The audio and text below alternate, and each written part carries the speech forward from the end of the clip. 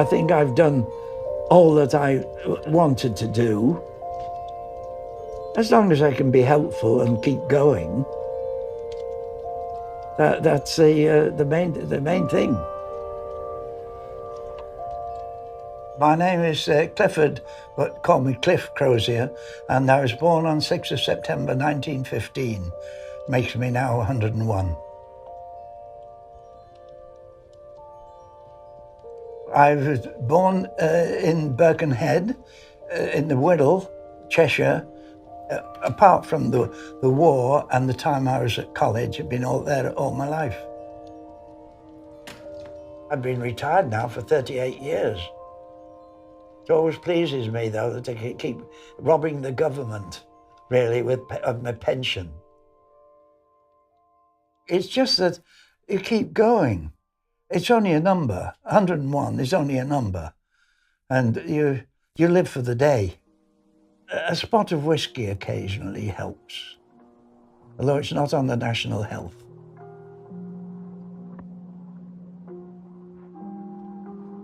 I have so many fond memories. Sometimes sit down in my chair and I think back, and I try to sort of reorganize this story about these people that I have got in my mind, and mix them up together first and then pair them all. And I think there are quite a few people out there that would be very, very happy to be together because they are such lovely people that they are. Emilia Teresa Harper. Teresa. It's Teresa because it's Czechoslovakian. 103, my goodness me. 3 is my lucky number. I have always been lucky. I've never been unlucky, touch wood. Oh, there's wood underneath there. I was in Czechoslovakia when I was a young girl, and I was living with my grandparents because my father was a prisoner of war. We came over to England to be with our father when he was released from the war.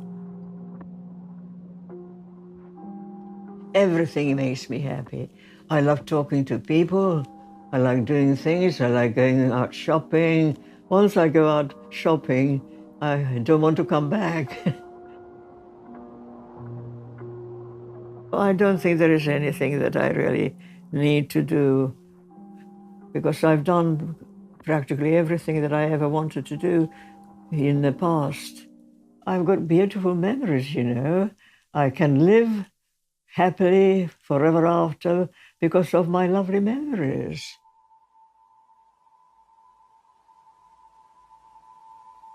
Do you know Sri Lanka? I climbed up the tower there, Sirigura, which is 600 feet up to the top. I've always been fond of the water, and I did a lot of yachting when I was young as well, another part of my misspent youth. My name is John Dennerley. I'm 102 and a half. I was born at an early age, before World War I, in Denton, Manchester. I've had a relatively easy life, even with the RAF 5 years of war. It was an adventure more than a penalty, even amongst the bombs. But I wasted a lot of time, my childhood, entertainment, that sort of thing. Even staying up till sometimes right through from midnight right through to breakfast time, and Mother would come down in the morning and say, "Haven't you been to bed, John?" And I'd say, "No, I've been listening to the Schenectady, New York on the radio with the jazz band."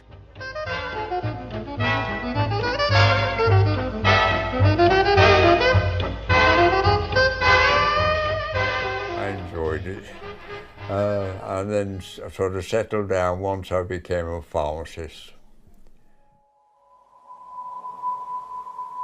I don't feel any older than I was, what, 20, 30 years ago, except with my limitations.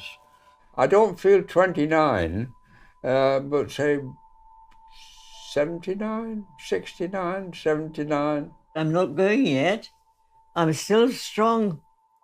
I'm very, very strong. I've never realized how strong I am. It's all the food that my mother cooked and, first of all, grew in the garden. I make my own bread by hand. I'll probably be making some today. That's my online. Tesco's coming tomorrow. We always had fresh food when we were youngsters. Always. Straight from the garden into the pan and onto the plate. Skimmed milk, kitchen towels. 6 ounces of flour, 2 ounces of sugar, and 6 ounces of Butter. Butter. Apples or gooseberries, lots of gooseberries. Shepherd's pie. I don't have many failures. If I'm making a cake and it fails, it becomes a pudding. Oh, my marriage was absolutely wonderful, heavenly, heavenly, heavenly. I lived with him from the age of 16 until he died at I think it was over 70. I wanted to marry a handsome man and a man with good manners, and I had both.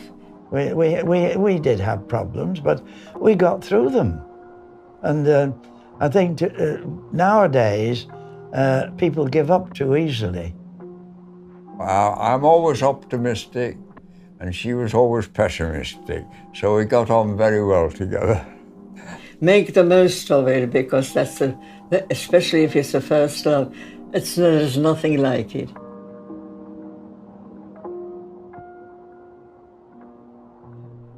When I had my first children, I had twins, but unfortunately I lost the twins, and that was the most tragic moment in my life.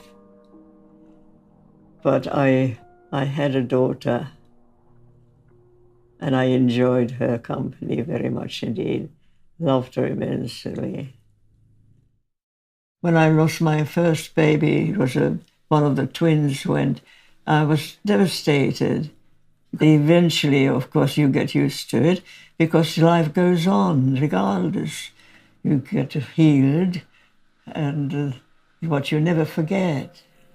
So, you know, it's really wonderful to have something left behind, even if they are no longer here.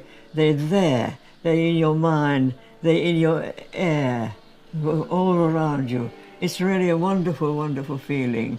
I think a lot of my children, even today, after all these years. I can still sit here and I can talk to them and as if they were still alive. When people pass this way, they hear me talking to myself. They think I'm crackers. But I'm not crackers. I'm only just thinking about my children.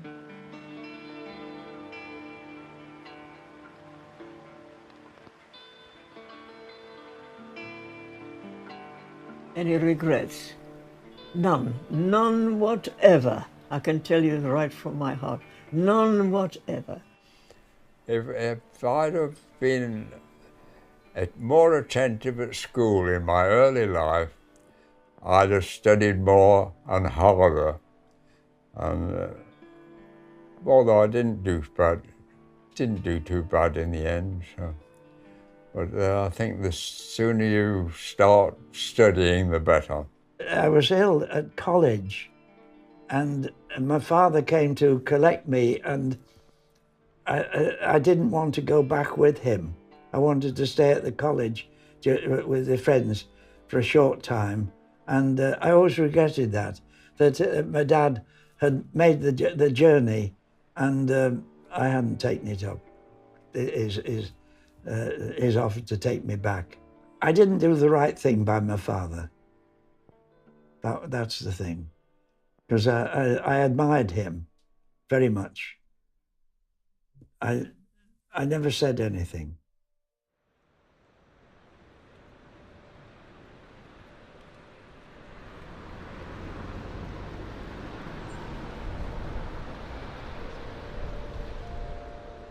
You've got to keep up with the times.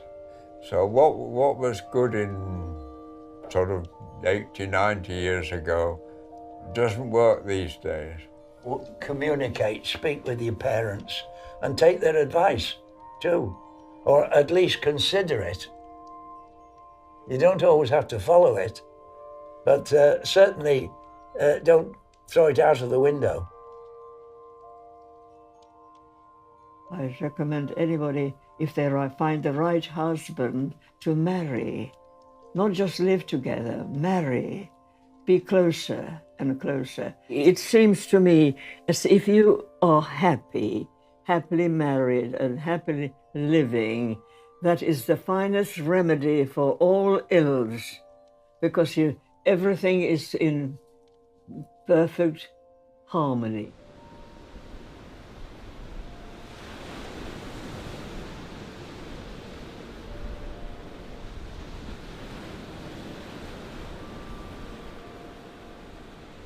Time spent on reconnaissance is seldom wasted, and be as independent as you can, but don't be reluctant to ask for help when you think you need it. Good idea is to behave well to other people, show them respect, and help them as much as you possibly can, and it will be repaid hundredfolds. My motto for life, there was an old Scottish comedian, Sir Harry Lauder, who used to sing, "Keep right on to the end of the road," and that's my motto. Keep right on till the end of the road, keep right on to the end, though the way be long, let your heart be strong, keep right on round the bend, where all you love and you dreaming of will be there at the end of the road. The longer I stay, the more noisy I shall get. I'm staying put.